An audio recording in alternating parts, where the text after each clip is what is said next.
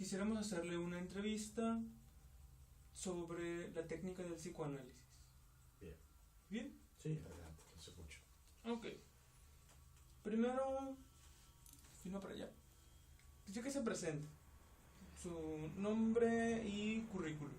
Bueno, mi nombre es Ernest Millán Redín, soy licenciado en Psicología por la Facultad de Psicología de la Universidad de la República de Uruguay.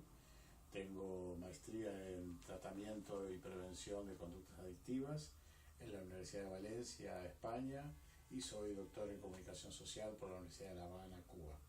Y actualmente soy profesor investigador de tiempo completo del CESUR Universidad y coordino las licenciaturas de Psicología y Psicología Educativa.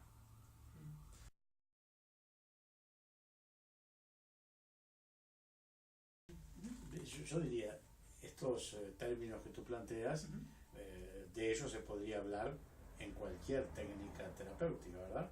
Toda técnica terapéutica tiene un encuadre, tiene un desarrollo, tiene un criterio de finalización, tiene un formato de intervención. Lo que es, habría que ver es qué es lo particular que tiene el psicoanálisis en relación a estas cosas.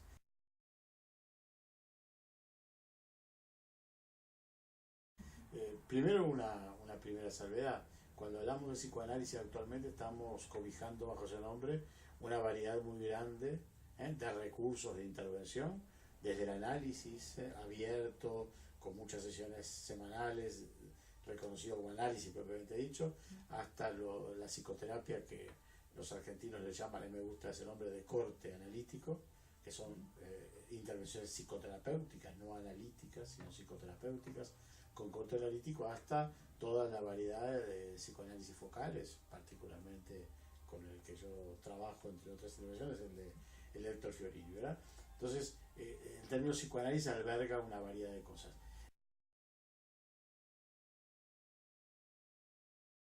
Yo señalaría cuáles son algunos de los pilares que creo que tienen que darse para que lo que estamos viendo se llame análisis o se llame intervención psicoanalítica, ¿no? Desde una mirada hecha desde la teoría psicoanalítica y con algunos criterios que en mayor o menor grado caracterizan toda intervención. Yo diría, teníamos que preguntarnos qué es lo que se espera del paciente, qué se espera del terapeuta y en qué consiste el proceso. Si empezáramos por este primer elemento, uno de estos primeros elementos, que es qué se espera del terapeuta, yo diría, bueno, primero se espera que el terapeuta escuche desde un marco teórico conceptual que es la teoría psicoanalítica. La teoría psicoanalítica que es en realidad un anudamiento de muchas teorías, de una teoría del aparato psíquico, de una teoría de las pulsiones, de una teoría del desarrollo psicosexual, de una teoría del conflicto, de una teoría del deseo, etcétera, etcétera, ¿no? Bueno, ese es el armazón teórico. Desde esa teoría, que básicamente puede decir que tiene como núcleo central la teoría del inconsciente, de esa teoría tiene que escuchar. Si no escucha desde ahí, no puede haber una intervención que se constituya en intervención psicoanalítica. Pero la pregunta es, además de escuchar desde ahí, ¿qué particularidad debe tener la escucha? Me parece que la particularidad principal de la escucha psicoanalítica, sin lo cual no hay intervención psicoanalítica, es lo que Freud formuló y otros terminaron de desarrollar, lo que se llama la atención flotante. ¿Qué quiere decir que el terapeuta o el analista escucha atención flotante? Quiere decir que su atención debe flotar entre una variedad de polos o de polaridades. Debe flotar en primer lugar entre la escucha del discurso racional, del texto de lo que dice el paciente, y debe escuchar sobre lo que el texto no dice o aquello que se encuentra únicamente en las fracturas, desde el punto de vista epistemológico, en las fracturas que tiene el discurso, que tiene el texto, que se expresan como acto fallido, que se expresan como síntoma, que se expresan como error de cualquier tipo, como contradicción entre el discurso hablado y el gesto a lo físico, etc. Bueno, en las fracturas del discurso radica el sentido del discurso, o el punto de la vía de acceso al sentido, al significado de lo que el sujeto dice. Debe flotar entre eso, ¿no? entre la lectura del texto y la lectura de lo que radica o reside en las fracturas del texto. Pero debe hacer otra flotación, digo, que también tiene que ver con esta escucha. Debe flotar entre la escucha del paciente en esos sentidos y la escucha de las repercusiones internas que el discurso del paciente le produce. ¿Las repercusiones en el analista? Sí, sí, claro, las repercusiones internas, ¿no?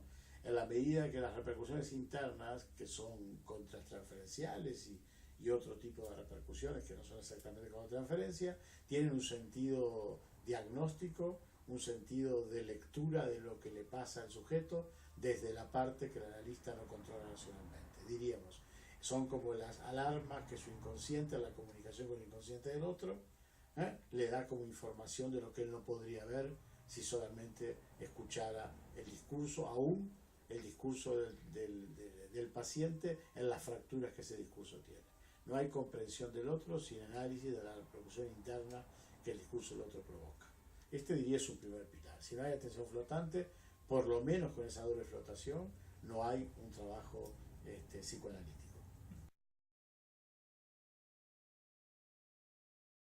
La tarea encomendada al paciente distingue la orientación de una intervención terapéutica, ¿no? Y en este caso, bueno, más allá de la consigna básica, aquella que usted diga todo lo que pasa por su cabeza, sin imponer ningún tipo de restricciones, sin preocuparse porque lo que diga tenga o contradiga las normas éticas, morales o culturales, etc. Más allá de esa invitación, la invitación básica que está atrás de esto es la invitación a asociar libremente. Teniendo en cuenta, bueno, que aquello de lo cual nosotros, la punta a la cual queremos tirar, solamente emerge en el sentido de que el discurso esté abierto a la asociación, que escape a las restricciones de los mecanismos de defensa encargados de organizar un discurso como un discurso presentable, lógico en términos racionales. Entonces, si un paciente no es invitado a asociar libremente, en mayor o menor grado, según se trate de un análisis, de una terapia psicoanalítica o de un abordaje focalizado, no habría, desde mi punto de vista, un trabajo psicoanalítico.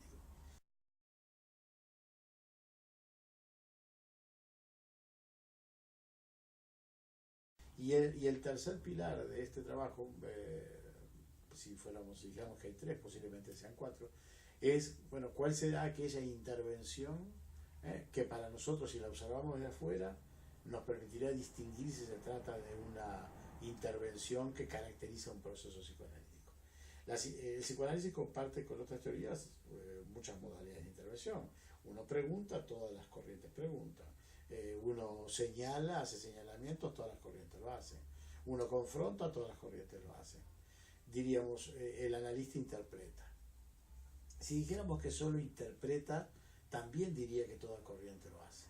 Hasta aquellas que pretenden mostrarse en un discurso positivista como las más objetivas, no hacen otra cosa que interpretar. El conductista interpreta. Una intervención conductista es pura interpretación. Es pura interpretación, además, sobre una abstracción metafísica, que es la conducta. Que aunque ellos quieran plantearlo como una categoría objetiva, diferenciándola de la categoría inconsciente, es una construcción teórica que no existe en la realidad material, al igual que el inconsciente. El inconsciente no existe en la realidad material, es un dispositivo que explica la interfase entre lo que el sujeto hace y algo a lo cual ni siquiera podemos llegar, y la conducta es lo mismo. Nadie vio un inconsciente, nadie vio una conducta. Uno ve actos que tienen un sentido inconsciente, uno ve conductas de sujetos orientadas por una motivación y un deseo. Nadie ve una conducta. Entonces digo, la interpretación psicoanalítica, para ser psicoanalítica, tiene que ser una interpretación no orientada a establecer lazos entre cualquier aspecto de los discursos, sino que tiene que ser una interpretación orientada en el sentido de poder colaborar con ella a que el sujeto recupere aquello que radica justamente en la ruptura del discurso, que no podía emerger si no es interpretado, ¿no? El sentido y el significado de lo que el sujeto piensa, de lo que el sujeto desea y de lo que el sujeto hace, el sentido y el significado inconsciente del acto. La interpretación tiene que apuntar a recuperar esto. Si no apunta a recuperar esto, no estamos hablando de una interpretación psicoanalítica. Puede haber otras modalidades de interpretación, y el psicoanálisis a veces utiliza alguna modalidad de interpretación que solamente está destinada a asociar conductas, a poder encontrar un sentido organizador a un conjunto de situaciones dispersas. También hay interpretaciones en ese sentido, compartidas con otros enfoques, pero esta otra, diríamos que es la específica.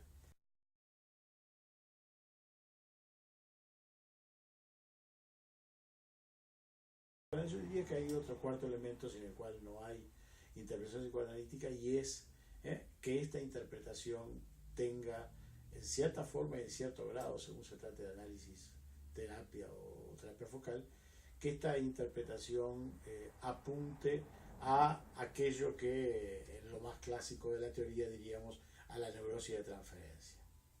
O sea, a un aspecto del vínculo del terapeuta con el paciente, donde la actualización del conflicto en las figuras que se transfieren en la figura del terapeuta, el conflicto se manifiesta en un aquí y ahora que se hace trabajable.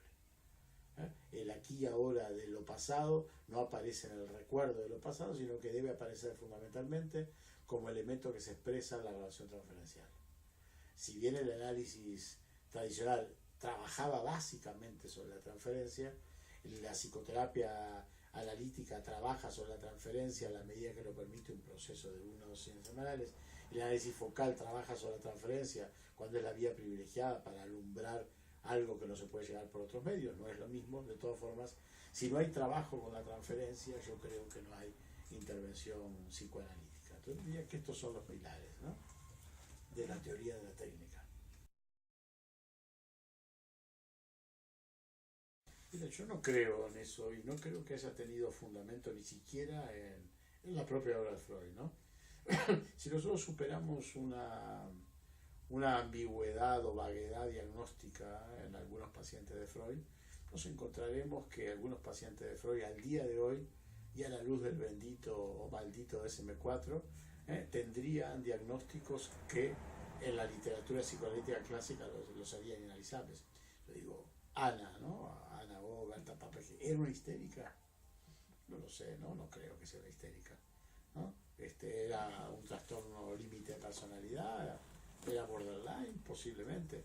Entonces digo, Freud analizó pacientes que en la literatura que invoca a Freud, la post-freudiana que invoca a Freud, eran espacios vedados para el psicoanálisis.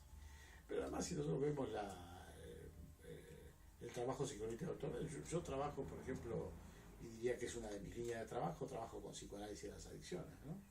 Un sujeto adicto era un sujeto inanalizable, sin pensar si era un adicto neurótico, un adicto psicótico, etc. Pero yo creo que actualmente esas barreras, hay gente trabajando con psicoanálisis de pacientes psicóticos hace muchísimos años, en muchos países del mundo. Hay mucha gente trabajando ahora con trastornos limítrofes de personalidad, hay mucha gente trabajando con patologías narcisistas, ¿no? Yo diría que lo que la patología hace es que nosotros debemos rescatar la mirada psicoanalítica, la orientación psicoanalítica del trabajo, y debemos buscar cuáles son los centros de trabajo, los focos, diría en el sentido de Fiorini, de trabajo, que nos permiten desde una mirada psicoanalítica rescatar aquellas partes del sujeto con las cuales se pueda trabajar y puedan ser el punto de apoyo de anclaje para de alguna forma mover algunas estructuras que quizás resulten inamovibles sustancialmente, pero eso no implica que no se pueda trabajar con el sujeto, ¿no?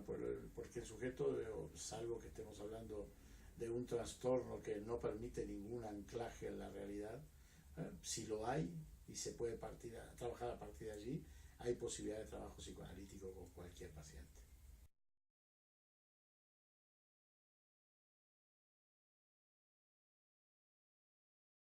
Yo no trabajo con niños, no, yo trabajo con adolescentes y jóvenes y adultos, no trabajo con niños. Veo niños únicamente que esté trabajando con una familia, ¿sí? Y en el trabajo con la familia venga con un niño, ¿no? Entonces allí puedo trabajar con el grupo, que incluso yo trabajo con parejas, trabajo con abordaje psicoanalítico de familia, ¿no? Entonces solo en ese caso, pero no trabajo con terapias con niños.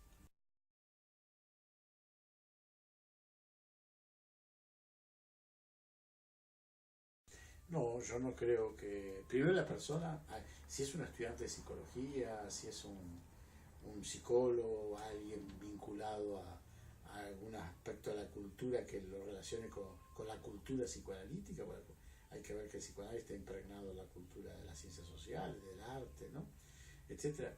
Ese sujeto vendrá esperando o pidiendo un tratamiento psicoanalítico.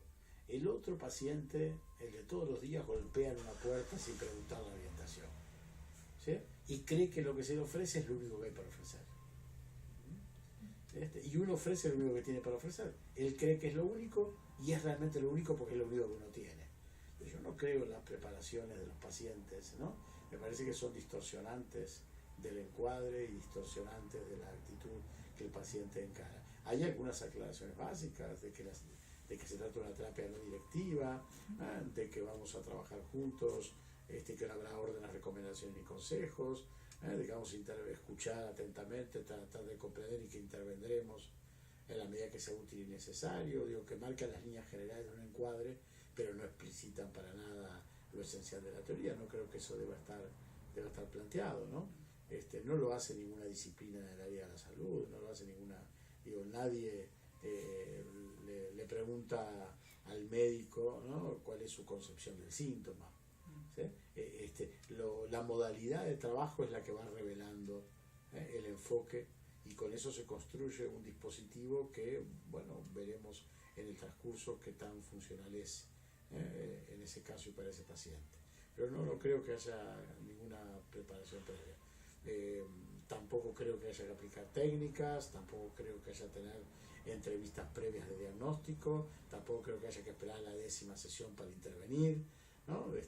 Creo que según el caso se va a intervenir más o rápidamente, vamos a tener más elementos para interpretar, o tendremos que pasar un periodo probando con otras modalidades de intervención antes de poder interpretar algunas cosas más o menos trascendentes en el sentido del inconsciente. Eso el propio caso lo va dando, y la experiencia de cómo se construye el vínculo va permitiendo saber qué tanto podemos avanzar en ese camino. Pero además a veces intervenimos psicoanalíticamente con posibilidades de tiempo de trabajo muy breves, ¿no? Yo, en mi seminario de psicoanálisis me gusta mostrarles algunas sesiones filmadas de mi trabajo, donde para ponerlo en un extremo, trabajamos con procesos psicoanalíticos que considero completos de una sola sesión, ¿no? Porque a veces sucede en la clínica, un sujeto viene por una situación, por una fobia a un avión, y se va de viaje dentro de una semana. Entonces le decimos, mire, como tiene una semana solo, vaya a un conductista. No, hay que buscar cómo trabajar sobre ese foco con una mirada y un aporte psicoanalítico, que permita que supere el síntoma inhibidor de una conducta que necesita realizar, y que le permita abrir puertas para desde el síntoma conectarse con lo que no está conectado y poder seguir trabajando solo o en una intervención posterior sobre las cosas que se puedan haber enlazado con el síntoma planteado como motivo de consulta. Entonces, si para hacer un análisis, una terapia psicoanalítica, deberíamos darle al paciente un curso de inducción, en este caso digamos, mire, en una sesión no le da tiempo, vuelva cuando tenga más problemas o los mismos y más tiempo. Bueno, hay que hacer una intervención, ¿no? Sí. Entonces yo creo que no creo que haya que tener una preparación, y me parece que las preparaciones, que a veces es muy complejo con los estudiantes de psicología, con los psicólogos, ¿no?, que vienen a la psicoterapia como si tratara de un análisis didáctico, lo que se llamaba psicoanálisis didáctico, donde solo se pretende trabajar sobre lo que pasa, y además sobre la conceptualización teórica de lo que me pasa, para ubicar esto en el contexto de lo que yo sé. Y está bien, digo, porque es parte del proceso de aprendizaje, ¿no?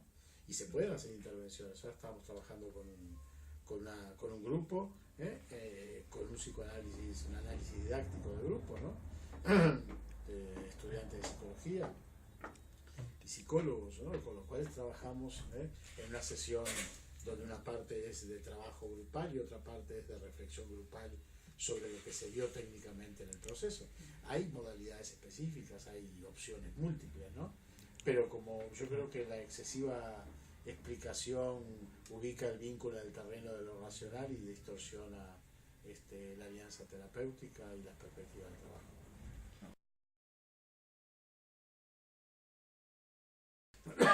Bueno, para finalizar, repito, análisis o terapia psicoanalítica o análisis focal, digo, depende de cuál es el enfoque, ¿verdad? Primero, yo no creo en el concepto de normalidad, ¿verdad? Y menos en el estadístico. Porque si pensáramos qué es lo normal estadísticamente, lo normal sería ser hipócrita, falso, temeroso a los desafíos, acomodado al sistema, con miedo a la transgresión, ¿no?, con una conducta sexual falocéntrica. Bueno, si eso es la estadística, deberíamos enfermar al paciente hasta que se acomode la estadística, ¿no? Si la estadística es la normalidad, la terapia sería un proceso orientado a enfermar al paciente. No, digo, si un paciente viene a reclamar cómo sobreadaptarse al sistema, bueno, primero va al lugar equivocado. En segundo lugar, habría que trabajar sobre cuáles son sus fantasías, y sus temores, sus angustias y sus miedos, ¿no? Que no le permiten asumirse como es en el área que sea, ¿no? Y lo obligan a un proceso sobreadaptativo, ¿no?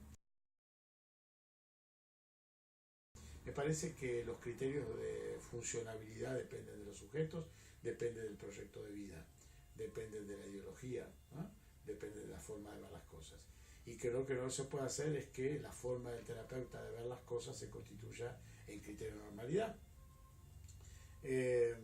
Me contaba una vez una paciente que había estado a punto de separarse de su esposo y va a una terapeuta, una mujer en este caso, y le pregunta, mire, mi esposo se fue de viaje, le dice, y yo siento deseos de aprovechar que está de viaje, porque bajo su mirada y su control yo no me animo a plantearle que me quiero ir, ¿no? Quiero separarme, quiero aprovechar que está de viaje para armar las maletas, irme, y cuando regrese que encuentre una notita, con un teléfono en todo caso para avisar.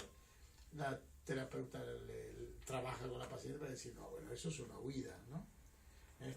¿Usted qué va a hacer si se va?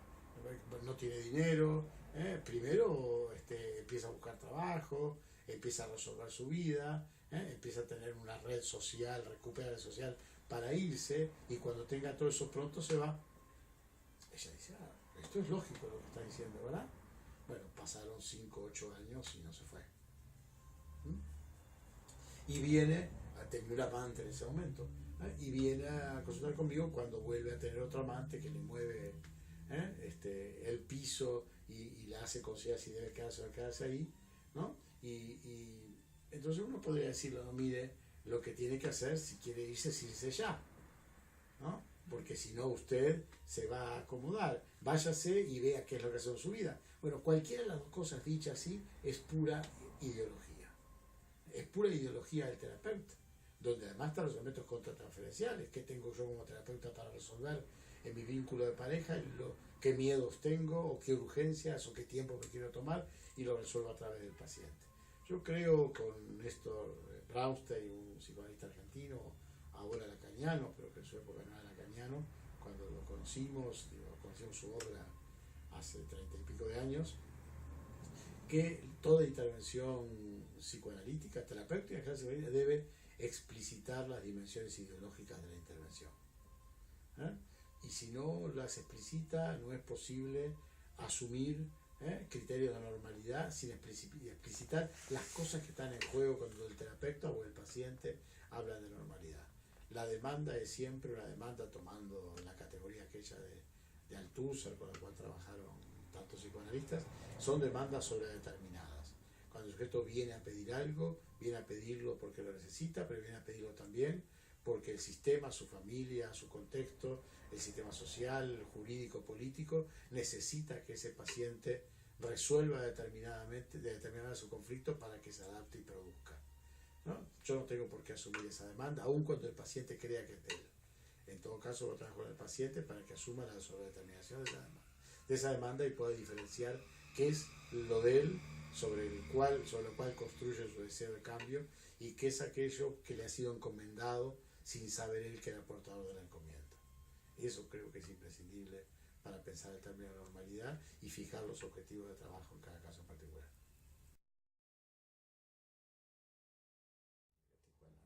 No sabría decirte porque hay mucha variedad. Podría decir que estamos cobrando en torno a los 500 pesos las sesiones individuales, 700 pesos las de pareja, 800, 900 o 1000 pesos las de familia, ¿no? Uno se pone los honorarios teniendo en cuenta qué es lo que ofrece, ¿no? Y teniendo en cuenta también los límites racionales de los parámetros de un mercado, ¿no? Yo podría decir, mi sesión vale $200 y tendría mucha posibilidad de profundizar con un único paciente. O puede decir, mi sesión sale $50, porque vivo acá, saldría 150 si viviera en Estados Unidos, o saldría 40 si viviera en Sudamérica, que el dólar está más caro.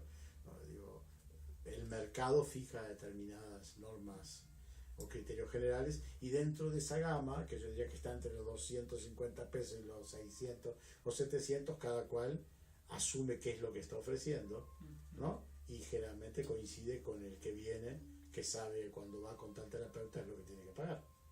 A mí no me pasa que vengan pacientes que no puedan pagar lo que cobro, porque cuando vienen suponen, si su fragmento de contacto con la realidad se los permite, asumen cuánto es que puede cobrar un terapeuta u otro, ¿no? Pues con esto terminaremos la entrevista. Bueno, vale.